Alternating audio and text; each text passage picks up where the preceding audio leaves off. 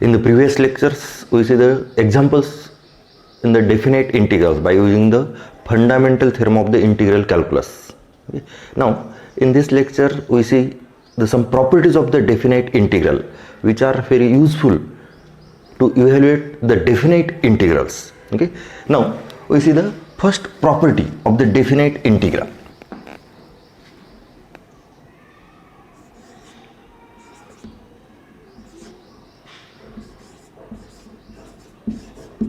Here, property number 1, prove that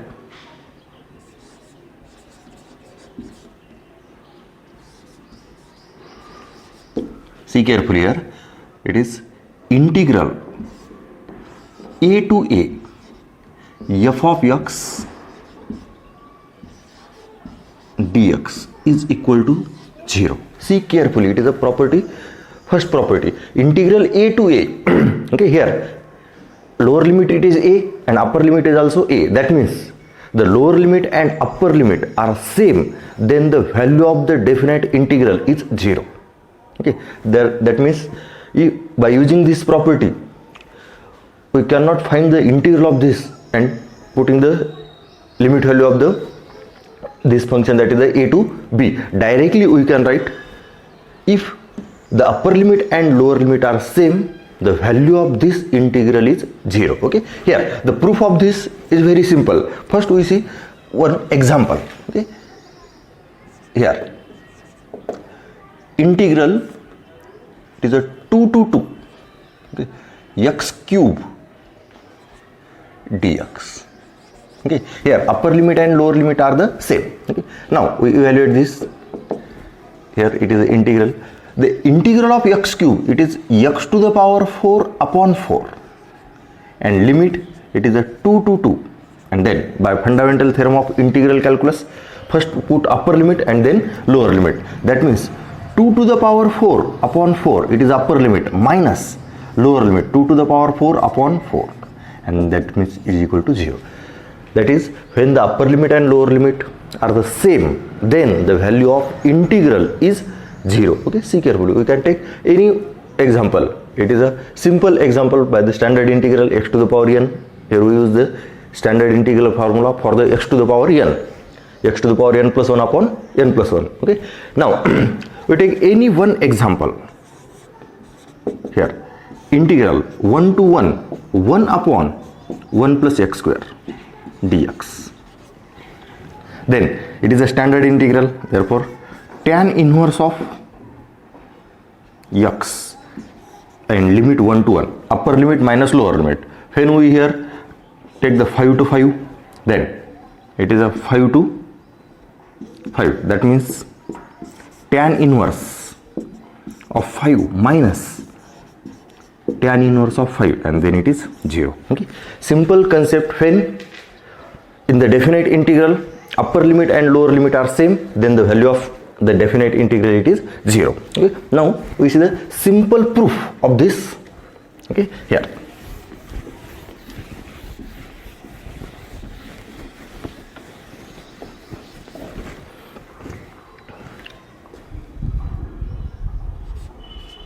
let integral of f of x dx is equal to g of x, okay, plus c. Okay, it is an indefinite integral. Okay, in the definite integral we cannot write this plus c. Okay, now here integral a to a f of x dx, integral of f of x is equal to g of x, therefore it is a g of x, and limit it is a to a. And now by the fundamental theorem of the integral calculus, take the limit, it is upper limit minus lower limit, it is a g of a minus g of a, and it is a 0. It is a proof. It is a simple proof of this property. When the upper limit and lower limit are same, then the value of definite integral is 0. Okay, now we see the next property. Here integral a to b, property number 2. integral a to b f of x dx is equal to, here integral b to a, here change the limit, here a to b, here we can write b to a, then change the sign of the value of the definite integral. Okay, here.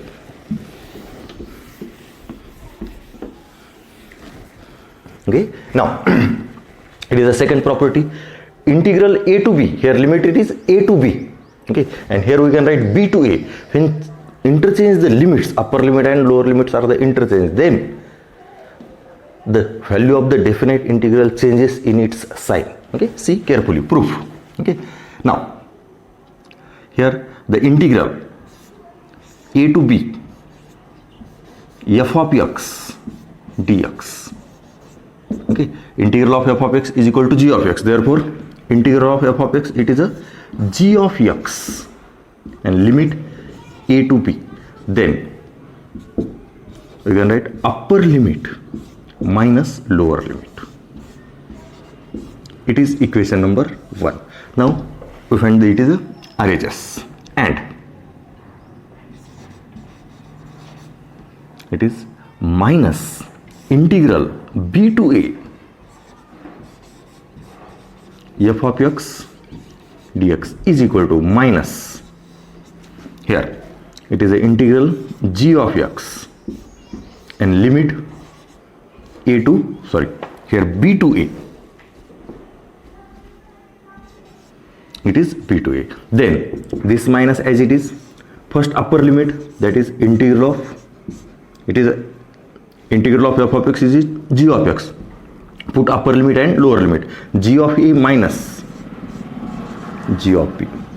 Okay, and then when we multiply by minus, it is minus and it is plus, therefore it is a g of b minus g of a, and it is equation number 2. And see carefully, from 1 and 2 both are equal, that means that are the equal, therefore from 1 and 2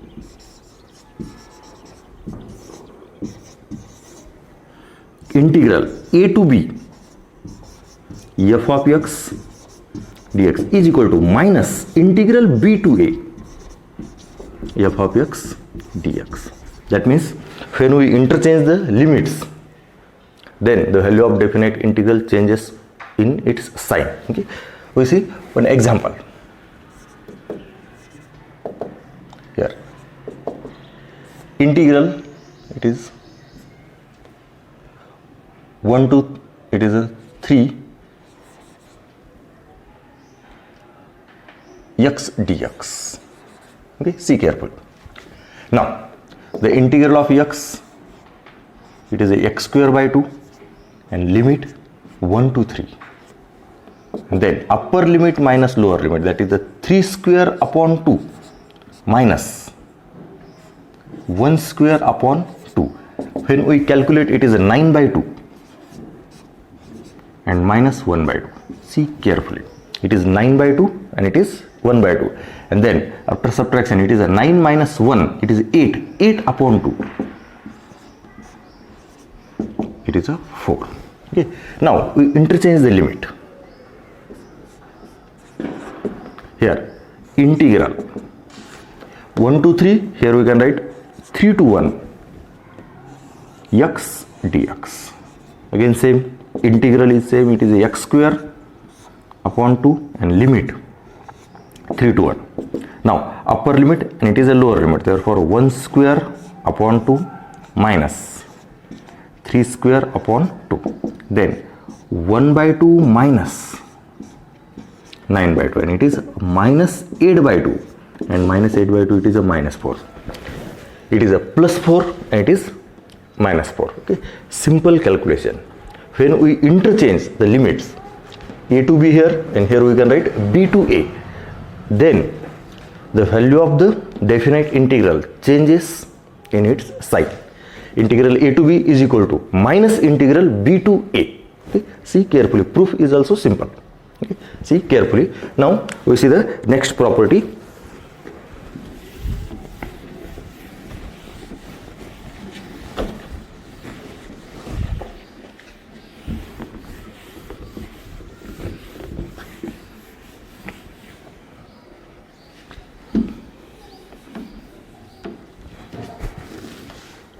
Now third property,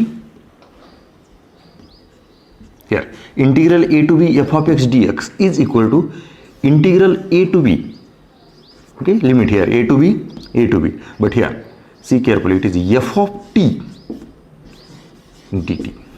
Okay, here variables are changed.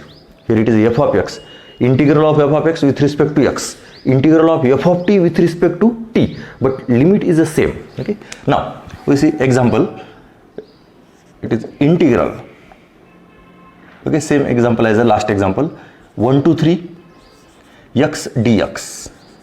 Okay, then the integral it is x square by 2 and limit it is a 1 to 3, then upper limit minus lower limit, that is a 3 square by 2 minus 1 square by 2, and it is 9 minus 1, it is 8 by 2, that is a 4. Okay, see carefully this. Okay, now it is integral, limit same, it is 1 to 3, but variables are the change. It is a t with respect to t, integral of x with respect to x, integral of t with respect to t, and again it is a integral, it is a t square by 2 and limit 1 to 3, then it is a upper limit minus lower limit. Okay, and it is the same, and therefore it is 8 by 2 and 4. Okay, we can take any example and change any variable. Here we take a t, take u, take a y. Okay, same answer for this example, 1 2 3 y with respect to y, integral of y with respect to y, it is y square by 2.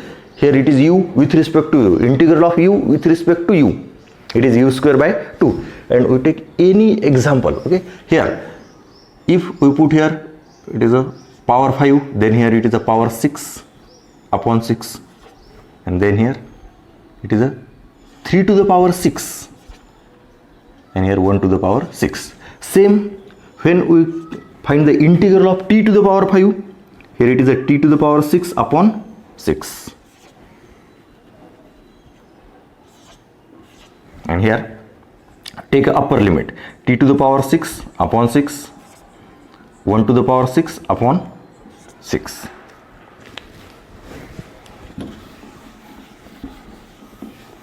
Here only the variable change, integral of x to the power 5 with respect to x, integral of t to the power 5 with respect to t. Okay, integral of f of x with respect to x, here integral of f of t with respect to t, change the all variables. Okay, and proof is also very simple. Here let the integral of f of x, it is a g of x. Okay, then it is a LHS, integral a to b f of x dx is equal to g of x, and it is a limit a to b, take the limit, and it is RHS, integral a to b f of t dt. Okay, if integral of f of x is equal to g of x, integral of f of x with respect to x, integral of f of x with respect to x, it is a g of x, that means integral of sin t, integral of sin t with respect to t, it is a minus cos t, integral of sin x with respect to x, it is a minus cos x, only variable change. Okay, integral of 1 by x with respect to x, integral of 1 by x with respect to x, it is a log x, and integral of 1 by t with respect to t, it is a log t, only variable is changed. Okay, here limit is same, therefore here integral of f of t, integral of f of x with respect to x, it is a g of x, integral of f of t with respect to t, it is a g of t, and limit a to b. Now take the upper limit minus lower limit, it is equation number 2, and then from 1 and 2, from 1 and 2 we can write integral a to b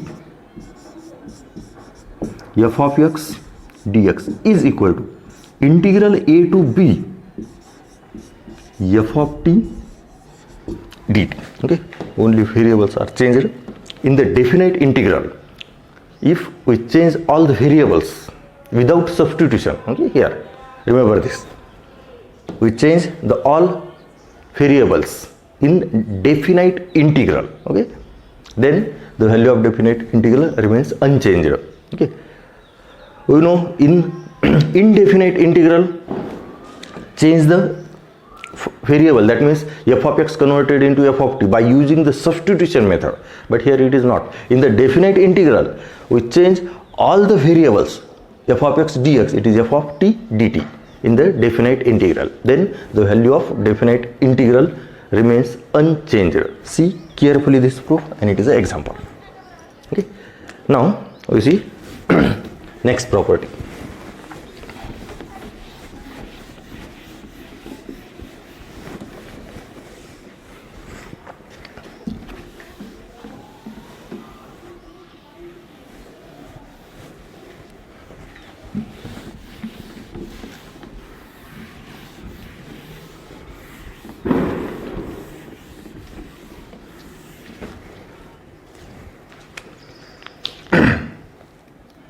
Fourth property here, prove that it is an integral a to b f of x dx is equal to integral a to c, here a to b, and here it is a to c f of x dx plus integral c to b f of x dx. Okay, here first it is a limit a to b, here we introduced a new number, that is a c. Okay, upper limit, it is lower limit a, upper limit it is a b, but here a to c and it is a c to b. Okay, here now here it is a less than c less than b, that means c belongs to a comma b. C is a number in between the two number a to b. Okay, and proof is also same as a last three proof. Okay, see carefully. First we take a one example. Here integral 1 to 5, it is x square dx. Okay, now we find the integral of this, it is x cube upon 3 and limit 1 to 5, and then the upper limit minus lower limit. Okay, it is the answer of this question. Okay, answer of this definite integral, 5 cube upon 3 minus 1 cube upon 3, it is 5 cube, it is 125 upon 3 and 1 upon 3. Okay, we take a calculation. Now here 1 to 5, lower limit it is 1, upper limit it is 5. A to b, we take any one number in between a and b, we take any one number in between a and b. Okay, here we take 4. Okay, 4 belongs to 1 comma 5. Okay, so this integral we can write, it is a less than c less than b. Here we can write a to a and it is a b. That means 1 to 4 and 4 to 5, a to c and it is a c to b. Okay, we take any number in between a and b. Here it is a 1, 2, 3, 4, 5 and it's 6. Okay, here we take the definite integral in this interval. We take any one number in between a to b, that is in between a and b, that is 1 to 5. Okay, any one number. Here we take, it is a 4, therefore there are the two parts of this integral, 1 to 4 and it is a 4 to 5. If we take 3, it is a 1 to 3 and 3 to 5. Okay, here our original integral, it is 1 to 5, but here we separate this 1 to 4 and 4 to 5. Okay, now we evaluate the integral 1 to 4 and 4 to 5 and function is same. Therefore it is integral 1 to 4 x square dx plus integral 4 to 5 x square dx. And now we calculate this integral of this, it is a x cube by 3 and limit 1 to 4 plus Here integral it is x cube by 3 and limit 4 to 5. Now here upper limit minus lower limit. Upper limit it is a 4 cube upon 1 minus 4 cube upon 3 minus 1 cube upon 3. Here it is the first term, upper limit minus lower limit, plus again upper limit it is a 5 cube upon 3 minus 4 cube upon 3. Upper limit minus lower limit, and now here 4 cube upon 3 it is a positive and here it is negative, both are cancelled. The remaining it is 5 cube upon 3 minus 1 cube upon 3. It is 5 cube upon 3 minus 1 cube upon 3, and it is the same as this. That means this 1 to 5 we can express 1 to 4 and it is a 4 to 5, or any one number in between 1 and 5. Okay, here we take 1, then 1 to 2 and it is a 2 to 5. Answer is the same. Here a to b we can express as a to c and it is plus c to b. Okay, here it is an example.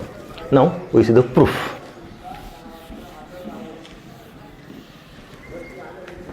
Here let integral of f of x is equal to g of x. Therefore we find the value of this integral. Therefore integral a to b f of x dx is equal to, it is a g of x a to b, and then upper limit minus lower limit, that is g of b minus g of a. Here it is equation number 1. Now we find this integral. Integral a to c f of x dx is equal to, it is a g of x a to b is equal to, here it is a to c, g of c minus g of a. Okay, now the third integral, it is integral c to b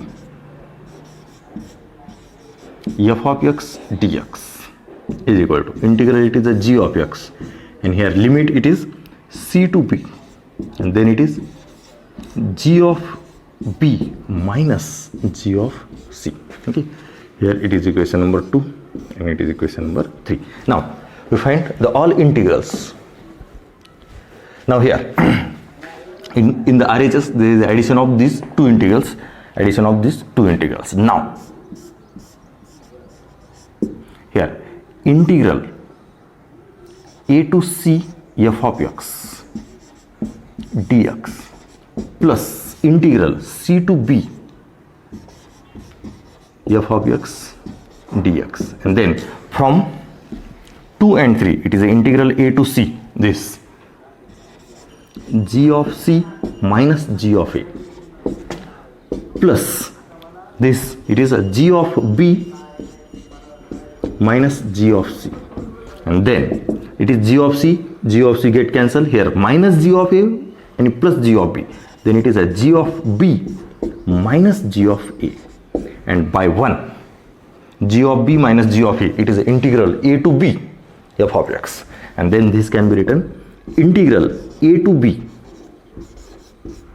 f of x dx, and it is the proof. See carefully. Okay, here we see the 4 properties which are very useful to finding the integrals in the form of the definite integral. Okay, here, and this 4 property, using this 4 property we have to prove the remaining 4 properties. Okay, yeah, these are the 4 properties and the remaining 4 properties, that means total 8 properties in the definite integrals. Okay, here see carefully the 4 properties. First property it is when upper limit and lower limit are same, then the value of integral it is 0. Okay, now the second property it is when we interchange the limits, lower limit and upper limit, then the value of integral changes in its sign. Third property, in definite integral we it is replace the variable. Okay, we change the variables, then the value of definite integral does not change, and it is a fourth property. Here integral a to b is equal to, we can write a to c plus c to b, where c is in between a and b. See carefully all the properties.